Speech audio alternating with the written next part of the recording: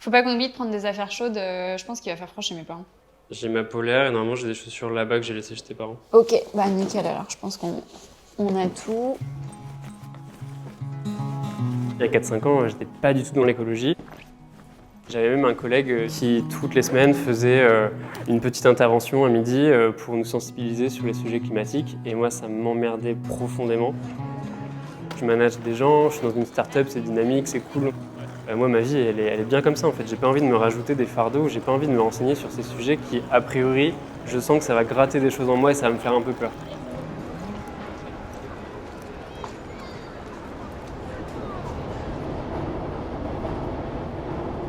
C'était maman qui vient nous chercher à 20h15. Elle va nous dire là où elle est garée. Quand pendant le premier confinement, on a commencé à lire sur le sujet, on s'est pris une telle claque et on s'est dit mais en fait, moi je travaille dans la mode, qu'est-ce que je fais là? La mode demain ça disparaît, ça ne change pas la face du monde en fait. Par contre, le changement climatique, ça peut changer la face du monde.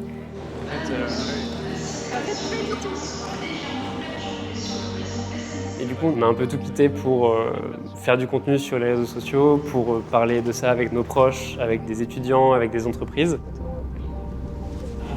C'est des sujets qui sont tellement intimes que ça peut vite énerver, ça peut vite faire monter dans les tours, et parfois c'est dur.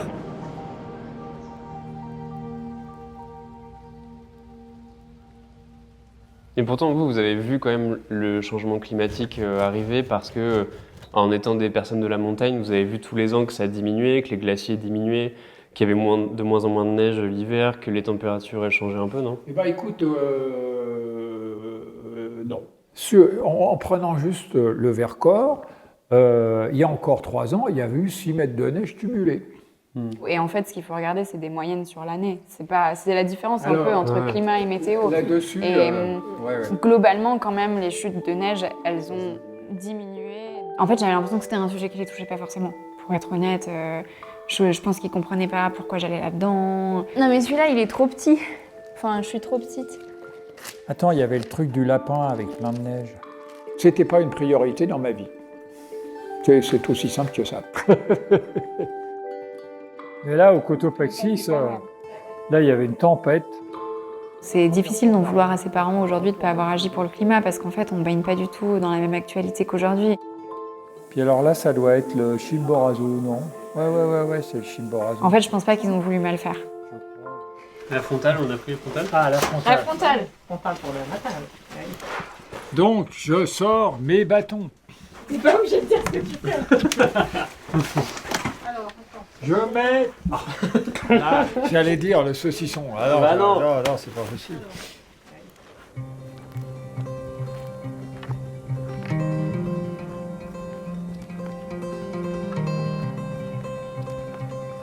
Quand ils ont compris qu'il y avait un problème, ils se sont posé la question de savoir comment est-ce qu'ils pouvaient y faire face et réussir à se mettre en mouvement par rapport à ça.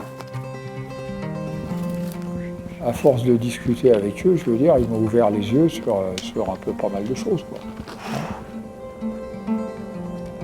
Et tout ça a fait qu'en 3 ans, il y a eu une évolution.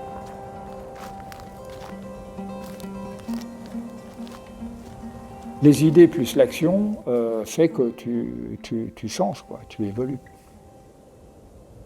Et en fait, on s'est rendu compte qu'avec le temps, on avait quand même réussi à faire évoluer la mentalité de certaines personnes autour de nous. Ah mais où t'es derrière? Bah change du coup.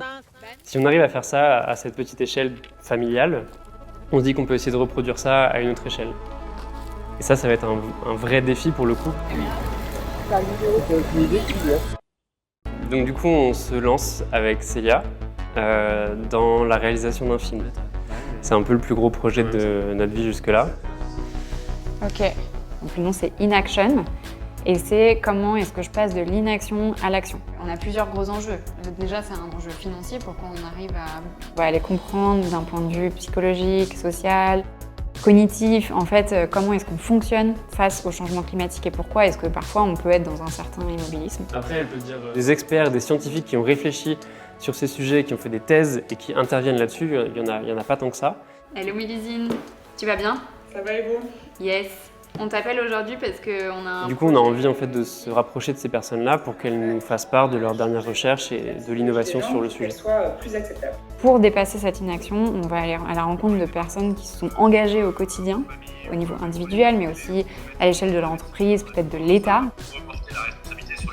Et on a envie que les gens puissent s'identifier pour se dire mais si lui ou elle a réussi, moi aussi je peux le faire et ça n'a pas l'air si complexe d'arriver à s'engager.